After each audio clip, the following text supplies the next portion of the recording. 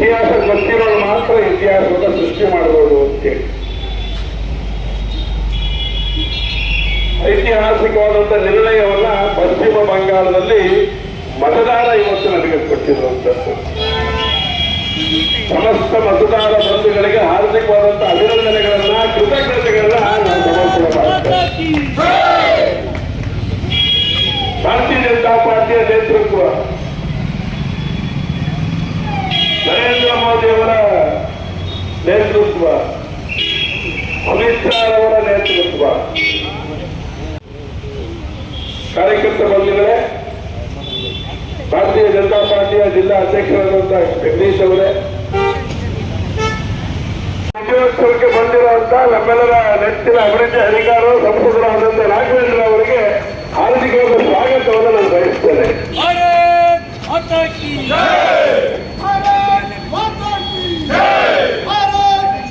ವಿಜಯೋತ್ಸವಕ್ಕೆ ಬಂದಿರುವಂತ ನಮ್ಮೆಲ್ಲರ ನೆಚ್ಚಿನ ಅಭಿವೃದ್ಧಿ ಅಧಿಕಾರಿಗಳು ಸಂಸದರಾದಂತಹ ರಾಘವೇಂದ್ರ ಅವರಿಗೆ ಹಾರ್ದಿಕವಾದ ಸ್ವಾಗತವನ್ನು ನಾನು ಬಯಸ್ತೇನೆ.